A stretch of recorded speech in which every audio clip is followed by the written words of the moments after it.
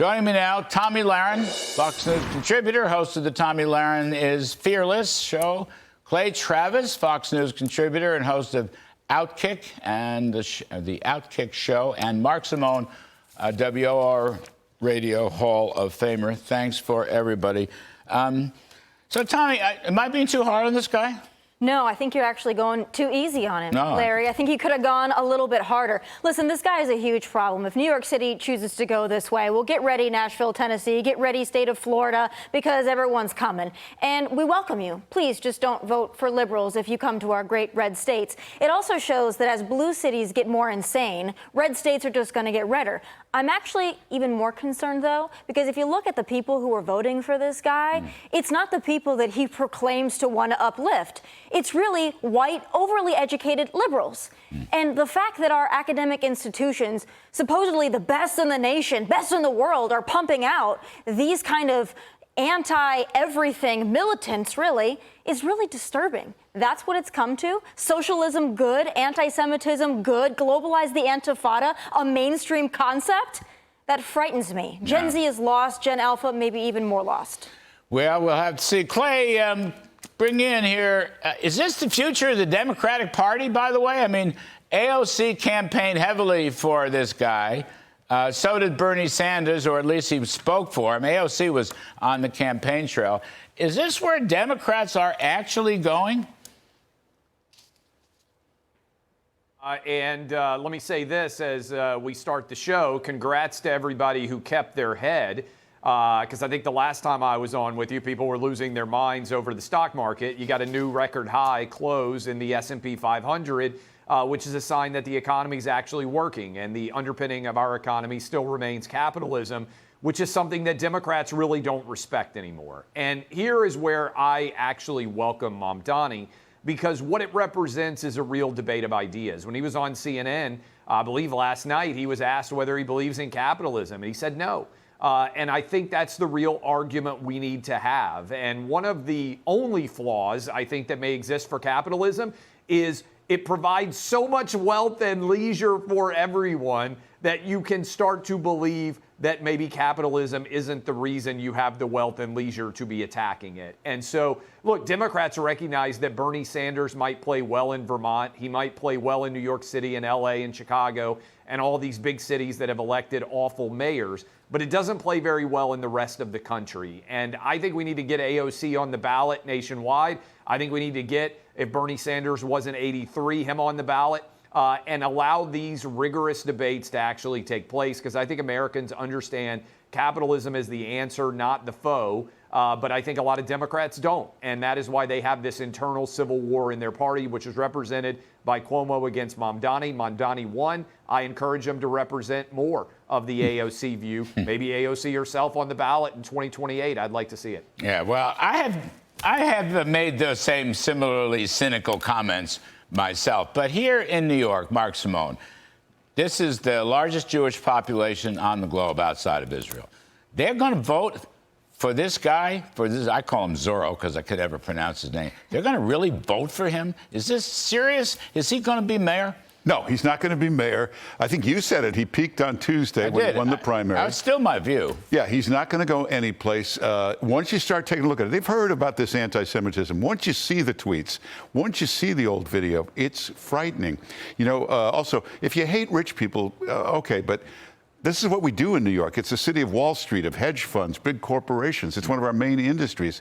It's like, if you want to hate cars, great, but you can't be mayor of Detroit. If you hate big business, you can't be mayor of New York.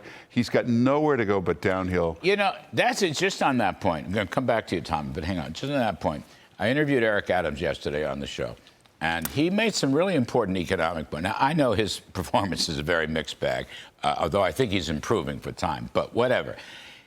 Small real estate buildings that are rented out, okay, little brownstones and little homes, little small apartment buildings in, you know, Brooklyn or the Bronx. Those people who are not rich, okay, I'm going to leave color out of it. I'm just going to say they're not rich, would get hammered by this guy's policies. In other words, he's no friend of the minorities. He's no friend of the poor or the low-income people. That's why I think he can't win. No, all these policies backfire. You should always remember that if you're a Democrat. They decided nobody has to pay the broker's fee if they rent an apartment. Landlord has to pay it. Instantly, the price of every apartment went up 15% to cover that. So it backfires on the people. It never works. So he wants to defund the police. Okay, let's just start. This is like a repeat of the Summer of Love, right? Fires burning up in Minneapolis, in Portland, in Seattle, and elsewhere. Here too, I do not understand how New Yorkers can vote for someone who wants to defund the police. I don't understand that. How did this city not learn its lesson from 2020? Was everyone still so afraid of COVID that they forgot the other dumb things that came out of that incredibly dumb year? The fact that New York City, and it's still not great, but it's gotten, maybe a little bit better from the 2020 days. The fact that they want to go backward, and the fact that they still think that defund the police is a viable concept, but not just defund the police. He wants to abolish ICE and prisons. He wants safe injection sites. He wants to legalize sex work. Okay?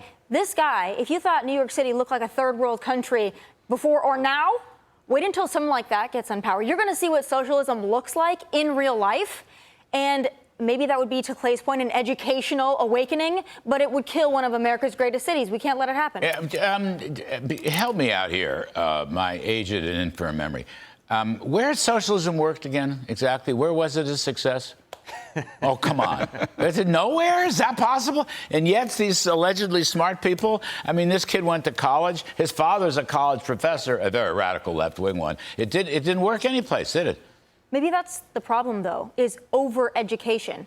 If you look at it, the people that voted for Kamala, the people who voted for this cat, overly educated, stupid people. Uh-oh. With no street smarts. They really are. Clay Travis, Tomi Lahren just brought in Kamala Harris. Now, there's an interesting segue. That goes back to my first point. Is this the new Democratic Party? By the way, a lot of Democrats around the country have embraced this guy, but none of them in New York State. Not Gillibrand and not Schumer, our two senators, rather indistinguished. Not Hochul, our indistinguished governor. They're staying away from this guy. But around the country, I'm seeing a lot of Democrats pipe up in his favor. So I'm going to give you one more shot at this, Clay Travis. I wasn't entirely happy with your first answer. Is this the face of the new Democratic Party? Well, I think the problem they have, Larry, is there is no face of the Democrat Party. Is it Mayor Pete? Is it Kamala Harris? Is it Brandon Johnson, the mayor of Chicago? Is it Gretchen Whitmer? All of these people are failures, which is why I believe the Democrat Party representative in 2028 is going to come from outside the world of politics. I think everybody has such awful policies that they have endorsed, Larry, that they can't win in 2028. I think the grand poobahs of the party are aware of it. I think they're going to draft somebody who is not currently in office, because all of the ones in office right now have the same toxic touch and taint of 2020 on them. And what's wild here, is Tommy just laid out, basically we're going back in time to defund the police, which has been proven to be objectively wrong. It will let the city burn, but who knows? The city of Los Angeles already has been burning. Maybe New York's jealous. So, Clay, just let me get this straight. You were pausing. The leader's going to come from outside. I thought for sure you were going to say outside this planet. And now I was going to ask you, my follow-up is, from which planet is the new Democratic leadership coming from? Because this guy, who I call him Zorro because I can't pronounce his name, he's from another planet. I mean, the stuff he's saying is, you just don't say it in polite company. He's running for mayor on it. That's the most extraordinary part of this. He's running for mayor and let on me say stuff this. You that mentioned people that don't you hardly talked to say Eric anymore. Adams. Yeah, go ahead. What? Let me mention this. You had Eric Adams on. Yes. He has got to be able to go head-to-head. Andrew Cuomo has to drop out. Yes. You also have to get Curtis Sliwa to drop out. We need a head-to-head going one-on-one against Mamdani, and he will lose. But these guys have to make the best decision for the city and not all run against him and divide up the opposition. I like that, Mark. You're my local political expert. I like that. Go head-to-head. We're going to tutor Eric. Eric's already picked his game up. He's got a lot of energy now. He's really annoyed at what's happened here. And Eric, for all of his flaws, I know that, blah, blah, he was a Republican. He was a cop. He's done some good thing. He's working with Tom Homan on the immigration and sanctuary cities. And Homan said, "Go ahead, make my day." He's not going to stay out, no matter what Zorro has to say. So I'm gonna bet. I love Curtis Lewa. I'm going to love him. He's going to get some big job in the Justice Department, working the Civil Rights Division. I think Eric Adams is the guy. We just have to tutor him up a little bit. Last word, Mark Simone. I talked to Curtis today. He's not going anywhere. Adams has been very good the last year. He brought in a good police commissioner. Jessica Tisch. Everybody's happy with She's been a great police commissioner from one of New York's bestest families. And he brought in one of Rudy Giuliani's top deputy mayor, Randy Mastro. That's right. He's been running City Hall for the last 8 months. That's a great sign. We will end on those optimistic notes. Terrific stuff. Tomi Lahren, thank you, my friend. Mark Simone, thanks. Clay Travis, wherever you are, thanks very, very much.